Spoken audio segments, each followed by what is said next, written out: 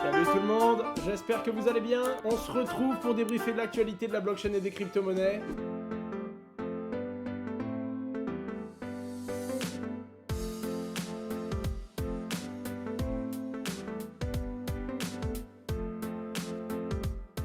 Au niveau du prix du Bitcoin et de l'Ether, toujours pareil, on rebondit entre 19 000 et 21 000 $, l'Ether entre 1000 et 1200 $, ça veut rien dire, vous savez qu'il y a un palier très important vers les 1150 $, remonter durablement au-dessus des 1150 serait bon signe, et plonger durablement en dessous pourrait nous amener à des cours encore plus bas. Évidemment, on ne peut pas l'anticiper, pareil pour Bitcoin. En tout cas, une chose est sûre, pour moi c'est un bon palier de rachat, on peut racheter des crypto-monnaies aujourd'hui, mais on se doit quand même de garder de la liquidité, parce qu'il y a une vraie probabilité que le Bitcoin chute encore. Quoi qu'il arrive, Bitcoin c'est vraiment le cœur de ce qu'il faut regarder, parce que si Bitcoin se fait éclater, toutes les autres crypto-monnaies vont morfler. Encore une fois, soyez prudents, n'investissez que l'argent que vous êtes prêt à perdre, et surtout, si vous êtes débutant, ne vous sentez pas trader. Le mieux c'est de passer dans une démarche d'investisseur, de faire du DCA, c'est-à-dire d'acheter une petite quantité de crypto-monnaies de façon récurrente, pourquoi pas 50, pourquoi pas 100 € par mois si vous pouvez vous le permettre. Encore une fois, 100 € par mois, c'est pas le même montant pour tout le monde, ça dépend vraiment de vous, et surtout, ne commencez pas à rentrer dans un jeu de FOMO, ce qu'on appelle le Fear of Missing Out, l'impression d'avoir peur de rater le train. Des opportunités, il y en avait hier, il y en aura toujours. Restez prudents les amis, les crypto-monnaies avant tout c'est des fondamentaux, c'est la blockchain, c'est une vraie révolution, mais sur du court terme, c'est vraiment une volatilité extrême, c'est des marchés financiers qui sont en train de s'essayer, c'est beaucoup de problèmes, beaucoup de découvertes, de problèmes techniques qui doivent être résolus. Internet ne s'est pas fait en un jour, pareil pour Rome, la blockchain ne fera pas mieux. Retenez bien ça. Les amis, on avance. Sorare, Kylian Mbappé qui investit dans Sorare et devient l'égérie de la plateforme. Deux choses en découlent. Premièrement, j'ai lu un article comme quoi la plateforme a augmenté de 600% son volume de trading. J'ai pas réussi à le vérifier, donc je voulais quand même mettre un petit bémol et vous dire attention, ceci n'est pas une vérité absolue. Sorare, ouais, comme vous voulez les gars, on s'en fout, vous voyez de quoi je parle.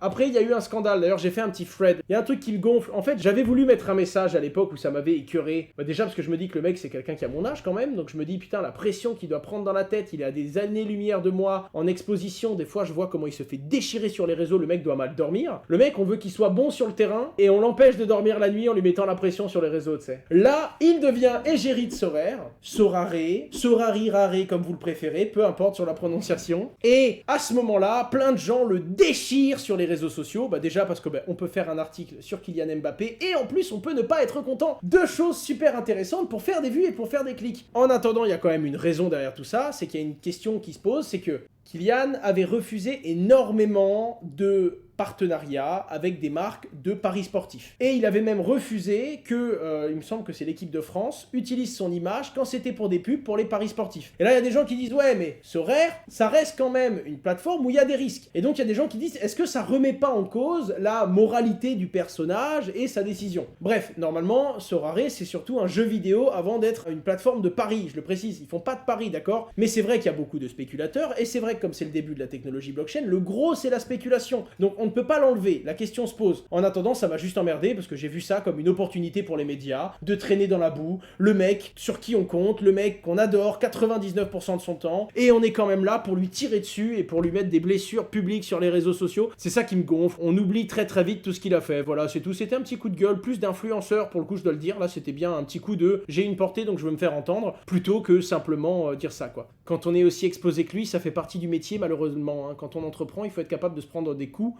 Je l'ai vécu moi-même il y a pas longtemps, donc vous savez comment ça se passe, quoi. Encore une fois, chacun son truc, mais j'ai pas aimé le côté on le lynche, quoi. NFT toujours, OpenSea, la plateforme OpenSea qui est bien connue, fuite de données des utilisateurs chez OpenSea et apparemment ils ont pu voler leur mail. Donc faites gaffe, si vous avez un compte sur OpenSea, apparemment votre mail a potentiellement leaké. Donc si vous recevez une super pub d'un truc qui ressemble à OpenSea ou qui ressemble à un des projets sur OpenSea qui vous propose sans prendre de risque, d'accord, je précise, sans prendre de risque de doubler votre argent, de gagner des NFT, faites très attention, c'est très sûrement une arnaque et vous êtes très sûrement tombé sur quelqu'un qui a réussi à acquérir la liste de mails qui ont été dérobés à OpenSea. La division de la Société Générale Forge et Metaco se sont associés pour développer des services crypto pour les institutionnels. Il y a plein de services qui sont en train d'être développés. Ce qui est intéressant, c'est que le fondateur de Metaco a expliqué qu'en France, on s'intéressait beaucoup à la blockchain et à la tokenisation d'actifs financiers, des produits dérivés, des actions en bourse, etc.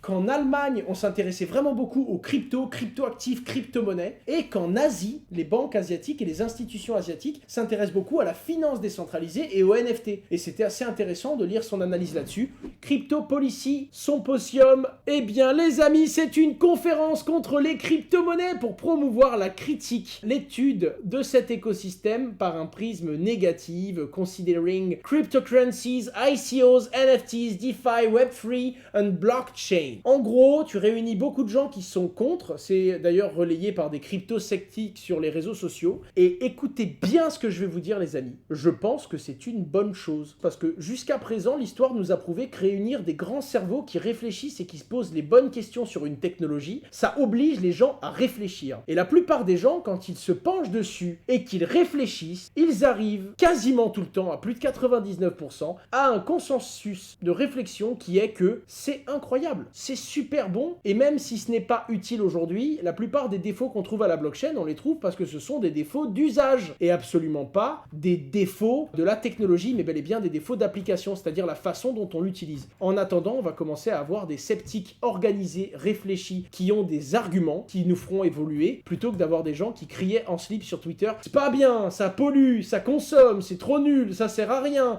c'est une pyramide de Ponzi ». Petit à petit, il y a de moins en moins de ces arguments stupides. Pourquoi ? Parce que les gens ont réfléchi. On avance également sur la régulation. La BRI, d'accord, la banque de, je ne sais plus quoi, règlements internationaux, que certains appellent la banque des banques centrales, proposerait aux banques de constituer une partie de leurs réserves en Bitcoin. En tout cas, leur permettre de le faire. Leur proposer non, mais leur permettre de le faire. Donc c'est super intéressant, parce que ça fait du bruit, et parce que si ça passe, on va avoir des très gros achats de banques sur Bitcoin. D'un autre point de vue, on peut remettre ça en cause en disant attends, on va vraiment avoir des banques qui vont acheter du Bitcoin. S'il y a des banques qui achètent beaucoup de Bitcoin, notre écosystème décentralisé, où c'est le peuple qui détient la monnaie, va être un petit peu compromis. Bon, encore une fois, Bitcoin est un réseau libre où n'importe qui peut acheter, et donc par définition, une banque peut acheter. Ça fait aussi partie du modèle. Si vous voulez pas que les banques achètent de Bitcoin, à vous de faire monter le prix suffisamment haut pour que ce ne soit pas le cas. Évidemment, ceci n'est pas un conseil en investissement, n'allez pas acheter pour faire monter. Il y a très peu de chances que vous arriviez vous-même, tout seul dans votre chambre, à faire monter le prix du Bitcoin au point de désintéresser une banque. Je précise, j'ai parlé très vite, c'était les termes et conditions de ma phrase.